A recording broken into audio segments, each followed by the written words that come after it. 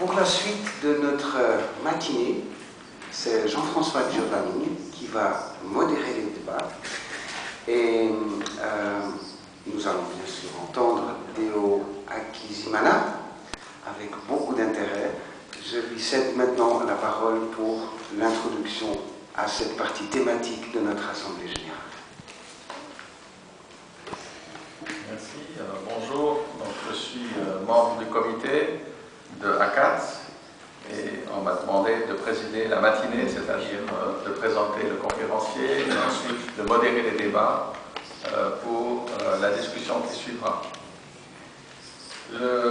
L'exposé qui vous est fait par Deo Akizimana est consolider la paix dans l'Afrique des Grands Lacs. Nous nous connaissons depuis, je pense, en tout cas 20 ans, sinon plus. Deo Akizimana est un journaliste, un enseignant, un diplomate. Il a fait des études en diplomatie et en stratégie à Paris. Il est le président fondateur du CIRID, Centre indépendant de recherche et d'initiative pour le dialogue, qui joue un rôle très actif à Genève auprès des Nations Unies, où elle bénéficie d'un statut consultatif spécial. Et nous avons aussi eu l'occasion de collaborer dans ce cadre de la part de la coopération au développement, donc nous connaissons amicalement mais aussi professionnellement par cette activité pour la paix dans la région des Grands Lacs. Il a été élu en avril 2008 comme membre du mécanisme national de suivi et d'évaluation du projet cadre de dialogue, piloté conjointement par le gouvernement du Burundi et les Nations Unies pour suivre le processus de paix dans la région des Grands Lacs qui a connu d'innombrables tragédies au cours des 40 ou 50 dernières années. Alors la discussion sera introduite par son exposé d'une demi-heure environ, et ensuite je donnerai la parole à ceux qui la demandent.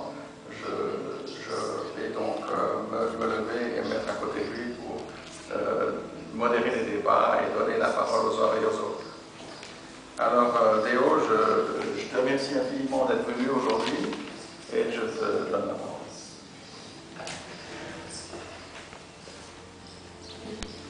Merci Jean-François. Bonjour mesdames et messieurs.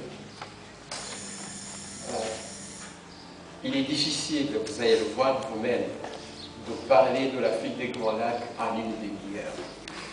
Mais je vais quand même essayer, parce que, je vous le disais tout à l'heure, j'aurais voulu parler non pas comme un diplomate, ni même comme un journaliste, ni encore moins comme l'enseignant que j'ai été il y a 30 ans, mais comme un acteur et un témoin, c'est-à-dire quelqu'un comme vous, quelqu'un du terrain. Mais avant ça, je vais vous prier de noter cette introduction qui est que j'aurais voulu vous dire comment et pourquoi j'ai fait connaissance avec l'organisation dont vous faites partie aujourd'hui et qui vous rassemble. C'était il y a 20 ans. Ce jeune homme qui est devant moi et mon fils, on venait d'arriver à Genève comme réfugiés politiques. Il n'avait à peine que 10 ans. J'étais un homme totalement cassé parce que je sortais de 14 mois de prison. J'avais connu tous les types de tortures que vous imaginez, tortures psychologiques, celles qui consistent par exemple à vous priver des contacts avec votre famille, ou à celles qui consistent à vous priver des habits, à vous mettre dans un cachot noir totalement nu, mais également des tortures physiques. J'en ai connu. J'avais une capacité extrêmement réduite quand je suis arrivé à Genève.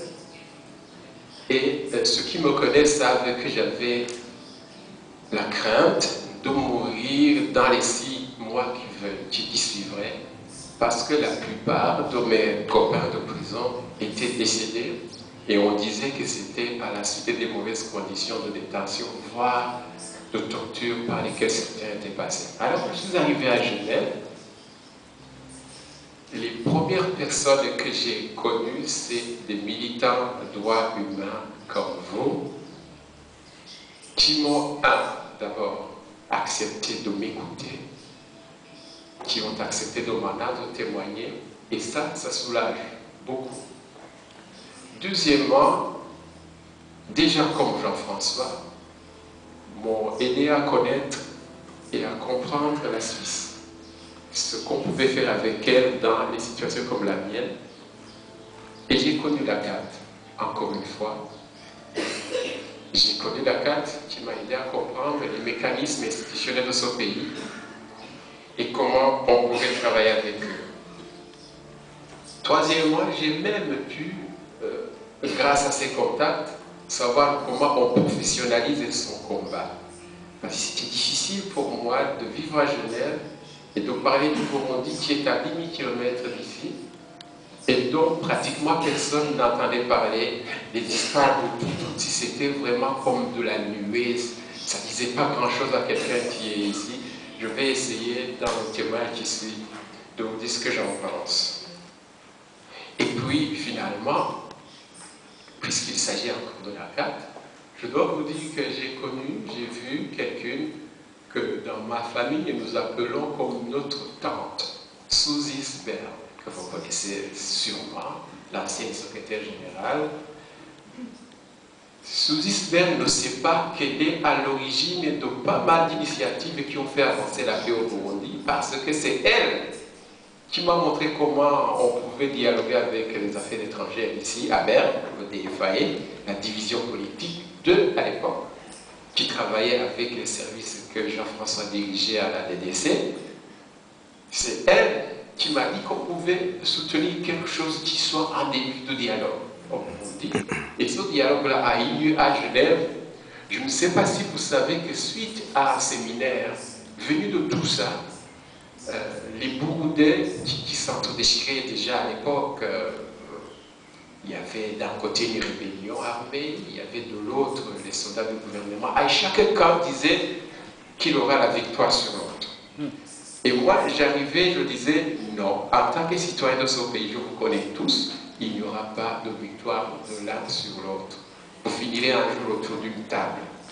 C'est cette table de dialogue que Berne m'a aidé à organiser à Genève, avec l'entremise lointaine de la carte, Madame Suzy Sber, pour ne pas la nommer. Et c'est suite à ça que beaucoup de signataires des accords de paix qui ont eu lieu depuis 2000, à l'instigation de Nelson Mandela, qui a été notre médiateur, depuis 98, pardon, après la mort du Tanzanien Nyerere, c'est suite à ça que déjà on comprit qu'il fallait dialoguer, toujours dialoguer, jusqu'à cette année. La guerre est terminée officiellement. Le dernier mouvement vient d'adhérer aux institutions. Donc, la guerre est en train de finir dans ce pays. Je vais vous le dire. Notez quand même donc que votre organisation a joué un rôle important et j'ai un plaisir immense de pouvoir vous le confirmer aujourd'hui. Alors, mesdames, messieurs, donc je disais, c'est assez dur de parler de la fille des Grands Lacs en une demi-heure.